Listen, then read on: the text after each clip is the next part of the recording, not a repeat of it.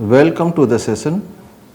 Topic of this session is project cost benefit analysis methods and time value of money. You are aware that when we prepare the economic policy or development program for a country, we select good alternative projects, and purpose is to maximize the output of the country by selecting the good alternative projects. And actually we have different factors of production, and for optimum output we need to have optimal combination of these factor of production, and for that purpose we conduct the project cost benefit analysis, and so that we can identify the good projects. And when the analyst they conduct the project cost benefit analysis, they face different challenges, different issues while applying this cost benefit analysis, because there is a lot of complexities which are being created, which are being emerged in the economy, in the society, and there is a large number of the issues in identification of cost and benefit, duration of the projects, and the availability of the resources, and the treatment of different component of the cost benefit analysis. So there are a number of the issues the analyst face while conducting the cost benefit analysis.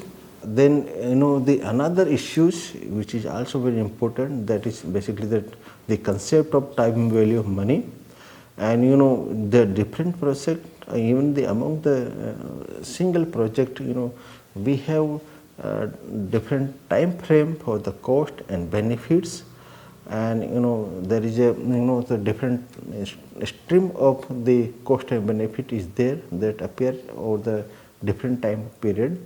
And actually to undertake this different time value or different time stream of the cost of benefit, we need to consider this concept of the time value of money for comparing the different projects which involve different time frame. And for that, the understanding of this concept of time value of money is very important. So we will be covering that concept time value of money in this session. So the main aim of the economic policy in the country is to maximize the human welfare, the society welfare, the country output, we can say. And we have different principal factor of productions, like land, labor, and capital. This factor of production can be combined in various ways, and our real objective is to produce the greatest possible benefit for a given cost, and another objective is to increase the productivity of the production process. And for that purpose, or for optimum utilization of factor of production, actually that is very much required. And if we want to have maximum rate of the economic growth, we need to optimally utilize the factor of production. And while selecting the good project or alternative project, decision maker face a number of challenges, because the society complexity is increasing over the period of time.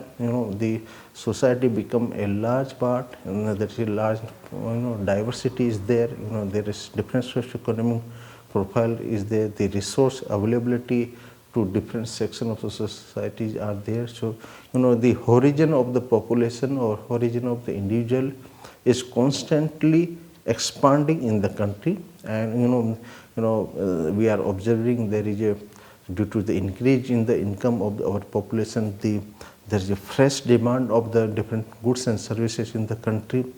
And also the technology is also providing the mankind a different way of demand satisfaction. So different new services are which are being produced in the country, which provide a kind of new requirement, new utility to the society. And now the projects are also becoming capital intensive, because there is a greater or frequent mechanization in the production process. So nowadays the project require more capital in the for their investment, and the technology is changing, new machines are coming, automation is increasing. That's why the frequent mechanization is there. And actually nowadays the project are also creating the benefits over a longer period of time, because in the durability of the project activity is now increasing over the period of time. So that they increase there is a longer period of time, the benefits or output is there from the project activity. And now a lot of transportation or roads or infrastructure are being developed in the country or in the society. So distance nowadays doesn't matter in the so the development, particularly in the transportation sector, gives the consumer a wide range of choice. Nowadays the consumer no longer depend on the production of the local area. They can purchase the product and the produce from the other part of the country, because transport facility is there. And the individual project may affect the people in the widely separated area. Nowadays project, they are catering to the large number of the population in different part of the country, so that is also possible. And for satisfactory selection of the most efficient project and course of action, basically the measuring technique, the cost benefit analysis technique, they should take into different consideration, like they should have the longer term view in their in their consideration, and then also they consider the inter-regional or demand related values. So different section of the society, what are the products they want, and different regions, what type of demands is there or not. So we have to consider different aspect, the macroeconomic aspect we have to consider. And when the analysis, they are purely dependent on the the analysis, they may face certain type of difficulty, because totally dependent on the analysis is also sometimes there is chance of failures. So actually there should be first the common judgment or estimates about the about the society, about the project activity, about the availability of resource, about the risk factor in the society. So but the validity of this rough estimates or the preliminary estimates can be judged later on with the passage of the time. When we do the analysis, we depend on the forecasting, or we depend on the estimation of some future value. So it has always some risk, and there is a hazard of the forecasting is there. And then there is also a question of the measurement of the different cost items or benefit item. Like certain benefits and costs are not normally measured in monetary terms, like the environmental factor, the pollution, the water availability. So some of the issues cannot be measured in the monetary term. And actually the benefit cost analysis which should undertake the intangible factors, like like the cost and benefit of the pollution, or the welfare activity in the areas, or construction of a road, that road is available to the all section of the society. So it basically termed as the improvement in the method of analysis if we consider the intangible factor in the analysis. Now the scope of method of project evaluation, there are different methods of project evaluation, but the majority of these project evaluation methods, they suffered from a common fault of too limited scope, because they are not able to cover all the aspects which should be included in the project analysis, and basically they do not have sufficient framework to set out the various benefit and cost involved in the true perspectives. And for a more complete evaluation, each project should be examined in detail before it is judged against its alternative. So if there are a number of the project, and so each project should be evaluated separately, and then we can go for the comparison of the different project. And the another in the scope, when we discuss about the project evaluation, we should study the economies of scale, and that is also very much important. If we undertake a project of small level or the medium level or large size projects, so how it will affect the the cost and benefit or the society welfare, so that we should study the economies of scale. And basically, when we plan when we develop the economic plans, there may be different projects. So when we are going to implement the different projects, we need to prepare the sequence of the different project, and we should establish the sequence of the different project. In the first stage, how many projects will be developed, and what type of the projects should be implemented in the first stage and the second stage and third stage. So we need to prepare a sequence of the project. Then whole program may be ranked against each other, and then if you are making the ranking of the whole program, so we should consider the different assumptions, such as the rate of the market growth, what is the trend is going on in the market, the price trend also we have to see, then we have to see the interest level. So all this trend we should have some basic assumption what will be the trend in this aspect. There are various professional contribution is there while project implementation. Actually, we need to involve different profession or different skills in the project evaluation process. Like we need to have the engineers that can establish the technical feasibility of any scheme, or basically they can provide a combination of the factor of production. So they can provide the combination of the proposal, and then we need to also have the finance and accounting person. Basically, this accounting person or financial person, they can help us to translate the stream of cost and benefit to their present value, because the project is generally a longer duration activity, 5 years or 10 years or 20 years. So for comparison, we need to bring on the all the cost and benefit and the present value. So then we also need to have the social science and other people, so they can help us to test the secondary and intangible effect into the related area of the economy, and they can also help in integrating the various ideas which are there in the society. Then when we talk about the methods of project evaluation, there are different methods are there. There are different comprehensive methods are there. So for the comprehensive methods, we need to ask the right questions, and also these comprehensive methods should produce the correct answer in such a way that help in more intelligent decision making. So it is very important. And there are two types of methods or two types of techniques is there for measuring the cost and benefit, like the undiscounted measure and discounted measure of the project worth.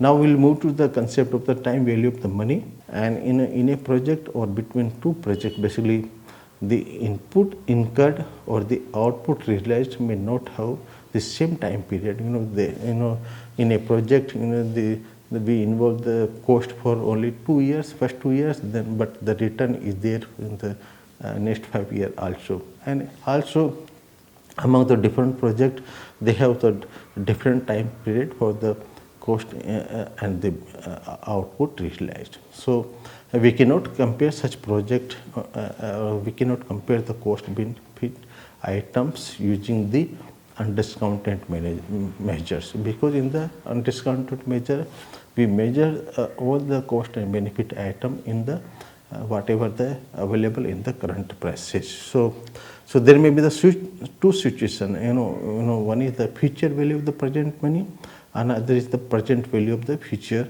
money. So actually we can compare this project cost and benefit analysis in two ways. Either we can calculate the future value of the whatever the present amount of the cost and benefit is there, and then another method is the we can convert the future value in the present value. And here the first let us understand about the future value of the present money. Here the a rupee today is worth more than the rupee in future. Like in example I will give, we have 100 rupee today, and from that 100 rupee we can purchase 2 kg of sugar today. But after 5 years with this 100 rupees we will not be able to purchase the 2 kg of sugar, and it will be less than the 2 kg. So the value of this 100 rupee is decline over the period of time, and the primary reason for this is to have the basically the opportunity cost of the money of rupee we have, because there is a opportunity cost in terms of the interest. So if we have 100 rupee today, there is a 10% interest rate. So next year this 100 rupees will become a 110. So again then the 10% interest on 110, so it will become more.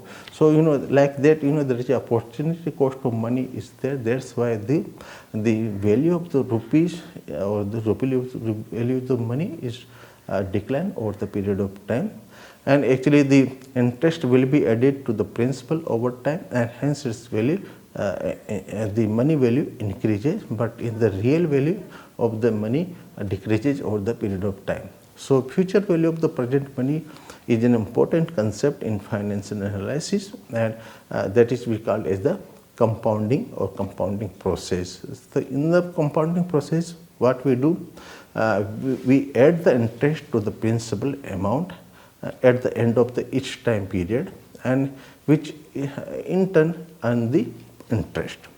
So here is the formula is there to calculate the the future value of the present money, and it is calculated by the well known formula of the compound interest.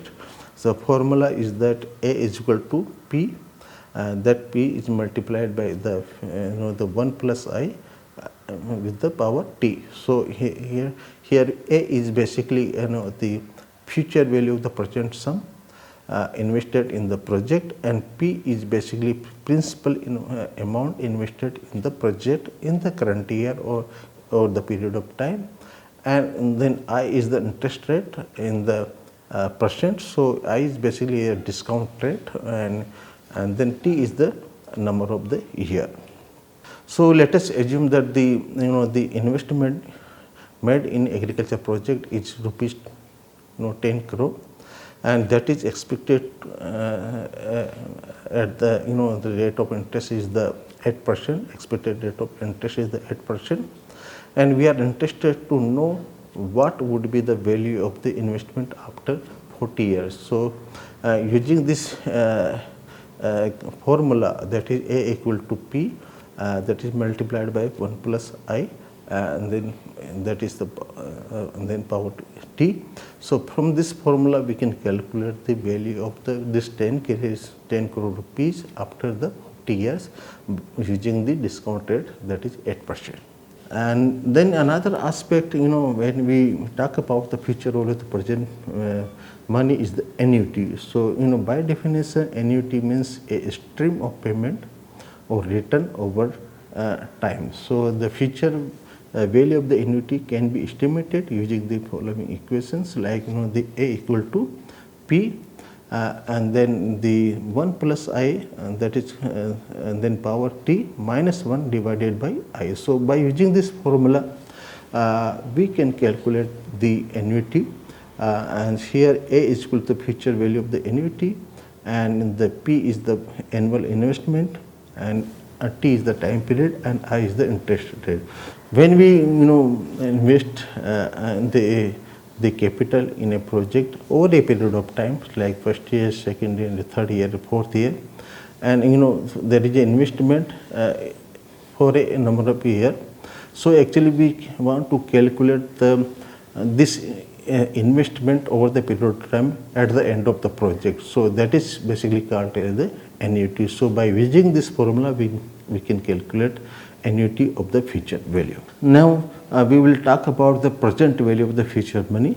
And the present value of the future sum is basically the current value of the investment to be received in the future. So if we are making the investment, or we are also realizing the benefit or output from the projects over the number of the period of time.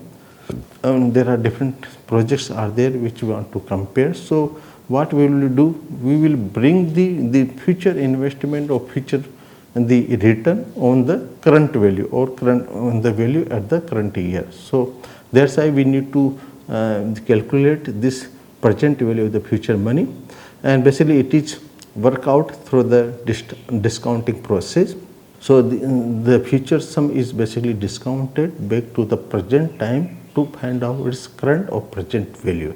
So this is widely used in our discounting measures, or they are important for comparing the project or different project by bringing their value in the present day. So rationale behind using this process of this present value of the present money is that a sum to be received in future is somewhat less now. We have already discussed that. So if 100 rupees received today, or 100 rupees we receive after 5 years, so there is a the value of the 100 rupee received after 5 years is less than the rupees 100 received today. So that's why there is a time difference between this these two 100 rupees today or after 5 years. So because of the time difference, we assume a positive interest rate over the period of time.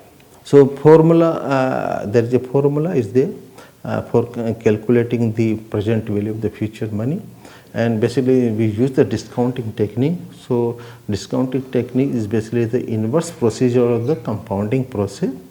Here a present sum is compounded to know the future value. If we want to know the future value, we compound the present sum. If we want to have the present value of the future sum, the future sum is discounted to know the present value of the future amount. So again formula is the PW equal to P divided by 1 plus I and then power T, or we can slightly modify the formula as P multiplied by 1 divided by 1 plus I and then power T. So if here PW is basically the present worth of the future money, and P is basically present money value in the P is basically the money value in the future, and the I is the rate of interest, or we can say the discount rate, and T is basically the project life in a years. And again here we have we can calculate the annuity of the present value, or so present value of the annuity or stream of the constant annual payment is basically in future is found out by using the following formula. PWA, that is the present value of the annuity, and that is equal to the P the multiplied by the 1 minus 1 plus I and then power minus T divided by the I. So using this formula we can calculate the present value of the annuity. Here PWA is the present worth of an annuity of the future money, and P is basically the money value in future, and I is the rate of discount or the rate of interest. We can say T is the project life period in a year. So now we will move to what are the different components which are required for the investment analysis or project evaluation. So the investment analysis is also called as the capital budgeting. So profitability of the two or more alternative investment projects is determined through capital budgeting techniques, and there are 4 components which are required for the analysis of the investment. First is the net cash revenue from the different project. Second, then their cost. Then we need to have the terminal or salvage value of the investment, and then we have the interest of discount rate to be used. So, the cash receipt less the cash expenses is basically the net cash revenue resulting from the alternative projects, and the cost of investment is the actual total expenditure for its implementation. And the terminal values of the project is basically estimated. That is basically equal to the junk value of depreciation assets of the project. So terminal value is basically the junk value after the life of that assets is over, when we completely use that assets, so it has sometimes some value, so that is called as a terminal value or the junk value. And for simplicity, junk value is assumed to be zero, because for the convenience in the analysis we generally assume there is no value after the project is over of that assets. And for land value basically of the project, we should estimate the value of the land at the market rate. And discounting rate is another things which is very important while calculating while measuring the benefit and cost. So discounting rate is basically the opportunity cost of the capital. If we are not using the money in the project activity, we may keep that money in the bank and we may earn the interest rate. So it has basically the discounting rate is basically a opportunity cost of the capital, and basically it represents the minimum rate of return for justifying the investment. So if the proposed investment fail to earn this minimum rate of interest, then no capital invested in the said projects, and that way alternative project must be chosen as worthy of the investment. At least they should provide return that is available, and that should be more than the rate of interest. If capital to be borrowed, then the discount rate should be higher than the interest rate. And under the risk situation, if there is a risk is there in the project, the discount rate is equal to the expected rate of returns from the alternative project of equal risk. And we have already discussed there are two broad methods of the project appraisal. One is the undiscounted, and there is another is the discounted measure. In case of the undiscounted measure, the payback period, ranking by inspection, proceed per unit rupees of the outlay, average annual proceed of the rupee outlay, these are some of the undiscounted technique. And in case of discounted measures, we have the net present worth, the benefit cost ratio, internal rate of returns, and the profitability index. Now we can sum up this session that the economic policy basically aims at economic development with social justice, and for this purpose we need to have the optimum allocation of the available resources, and we need to have the proper selection of the projects, and for proper selection of the project we require proper evaluation of the investment and development opportunities available in the society, in the country. And for that purpose, we need to have clear understanding of the issues and component in the benefit cost analysis. And actually, we have discussed in this session the importance of the benefit cost analysis, and also we have discussed the scope of the benefit cost analysis, and then we have also understood the different issues of the benefit cost analysis which are important for the decision making.